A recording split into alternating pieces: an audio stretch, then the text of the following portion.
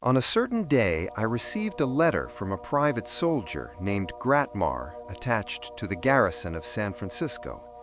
I had known him but slightly, the acquaintance having come about through his interest in some stories which I had published, and which he had a way of calling psychological studies. He was a dreamy, romantic, fine-grained lad, proud as a tiger lily and sensitive as a bluebell. What mad caprice led him to join the army I never knew, but I did know that there he was wretchedly out of place, and I foresaw that his rude and repellent environment would make of him in time a deserter, or a suicide, or a murderer. The letter at first seemed a wild outpouring of despair, for it informed me that before it should reach me, its author would be dead by his own hand. But when I had read farther, I understood its spirit, and realized how coolly formed a scheme it disclosed, and how terrible its purport was intended to be. The worst of the contents was the information that a certain officer, whom he named, had driven him to the deed, and that he was committing suicide for the sole purpose of gaining thereby the power to revenge himself upon his enemy. I learned afterward that the officer had received a similar letter.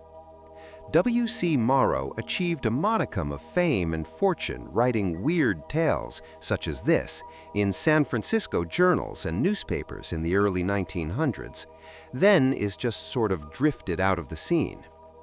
This story is from Morrow's collection, The Ape, the Idiot, and Other People, available at Project Gutenberg. This was so puzzling that I sat down to reflect upon the young man's peculiarities. He had always seemed somewhat uncanny, and had I proved more sympathetic, he doubtless would have gone farther and told me of certain problems which he professed to have solved concerning the life beyond this. One thing that he had said came back vividly. If I could only overcome that purely gross and animal love of life that makes us all shun death, I would kill myself, for I know how far more powerful I could be in spirit than in flesh.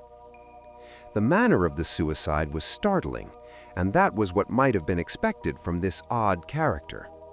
Evidently scorning the flummery of funerals, he had gone into a little canyon near the military reservation and blown himself into 1,000,000 fragments with dynamite, so that all of him that was ever found was some minute particles of flesh and bone. I kept the letter a secret, for I desired to observe the officer without rousing his suspicion of my purpose. It would be an admirable test of a dead man's power and deliberate intention to haunt the living, for so I interpreted the letter. The officer thus to be punished was an oldish man, short, apoplectic, overbearing, and irascible. Generally, he was kind to most of the men, in a way, but he was gross and mean, and that explained sufficiently his harsh treatment of young Gratmar, whom he could not understand, and his efforts to break that flighty young man's spirit. Not very long after the suicide, certain modifications in the officer's conduct became apparent to my watchful oversight. His choler, though none the less sporadic, developed a quality that had some of the characteristics of senility, and yet he was still in his prime, and passed for a sound man. He was a bachelor, and had lived always alone, but presently he began to shirk solitude at night and court it in daylight.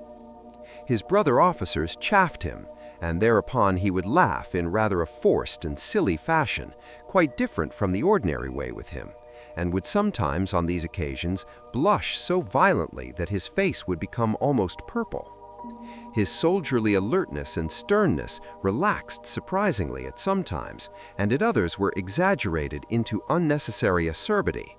His conduct in this regard suggesting that of a drunken man who knows that he's drunk and who now and then makes a brave effort to appear sober. All these things, and more, indicating some mental strain or some dreadful apprehension, or perhaps something worse than either, were observed partly by me and partly by an intelligent officer, whose watch upon the man had been secured by me. To be more particular, the afflicted man was observed often to start suddenly and in alarm, quickly look round and make some intelligent monosyllabic answer, seemingly to an inaudible question that no visible person had asked. He acquired the reputation, too, of having lately taken to nightmares, for in the middle of the night he would shriek in the most dreadful fashion, alarming his roommates prodigiously. After these attacks, he would sit up in bed, his ruddy face devoid of color, his eyes glassy and shining, his breathing broken with gasps, and his body wet with a cold perspiration. Knowledge of these developments and transformations spread throughout the garrison, but the few, mostly women, who dared to express sympathy or suggest a tonic encountered so violent rebuffs that they blessed heaven for escaping alive from his word volleys. Even the garrison surgeon, who had a kindly manner, and the commanding general, who was constructed on dignified and impressive lines, received little thanks for their solicitude. Clearly, the doughty old officer, who had fought like a bulldog in 2 wars and 100 battles, was suffering deeply from some undiscoverable malady. The next extraordinary thing which he did was visit one evening, not so clandestinely as to escape my watch, a spirit medium. Extraordinary because he always had scoffed at the idea of spirit communications. I saw him as he was leaving the medium's rooms. His face was purple, his eyes were bulging and terrified, and he tottered in his walk. A policeman, seeing his distress, advanced to assist him, whereupon the soldier hoarsely begged, "Call a hack." Into it he fell and asked to be driven to his quarters. I hastily ascended to the medium's rooms and found her lying unconscious on the floor. Soon, with my aid, she recalled her wits, but her conscious state was even more alarming than the other. At first, she regarded me with terror and cried, "It is horrible for you to hound him so." I assured her that I was hounding no one. "Oh, I thought you were the spirit. Oh, but it was standing exactly where you are," she exclaimed. "I suppose so, but you can see that I am not the young man's spirit. However, I am familiar with this whole case, madam, and if I can be of any service in the matter, I should be glad if you would inform me. I am aware that our friend is persecuted by a spirit, which visits him frequently, and I am positive that through you it has informed him that the end is not far away, and that our elderly friend's death will assume some terrible form. Is there anything that I can do to avert the tragedy?" The woman stared me in a horrified silence. "How did you know these things?" she gasped.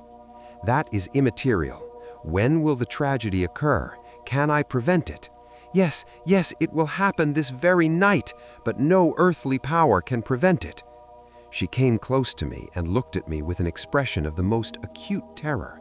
"Merciful God, what will become of me? He is to be murdered, you understand, murdered in cold blood by a spirit, and he knows it and I know it. If he is spared long enough, he will tell them at the garrison, and they will all think that I had something to do with the murder. Oh, this is terrible, terrible, and yet I dare not say a word in advance. Nobody there would believe in what the spirits say, and they will think that I had a hand in the murder." The agony of the woman was pitiful. "Be assured that he will say nothing about it, and if you keep your tongue from wagging, you need fear nothing." With this, and a few other hurried words of comfort, I soothed her and hastened away. For I had interesting work on hand. It is not often that one may be in at such a murder as that.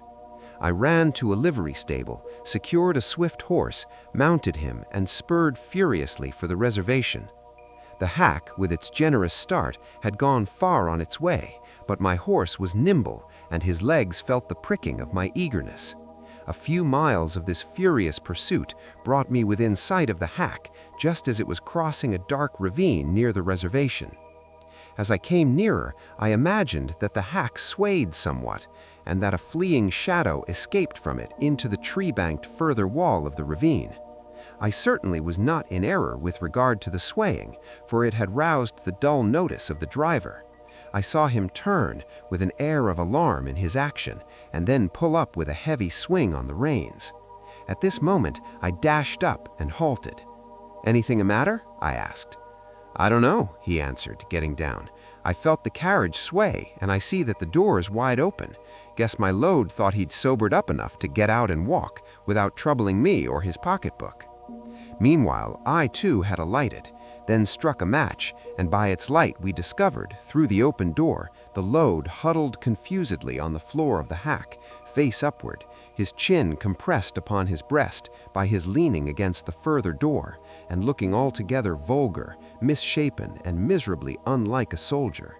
He neither moved nor spoke when we called. We hastily clambered within and lifted him upon the seat, but his head rolled about with an awful looseness and freedom, and another match disclosed a ghastly dead face and wide eyes that stared horribly at nothing. "You'd better drive the body to headquarters," I said. Instead of following, I cantered back to town, housed my horse, and went straightway to bed. And this will prove to be the first information that I was the mysterious man on a horse whom the coroner could never find.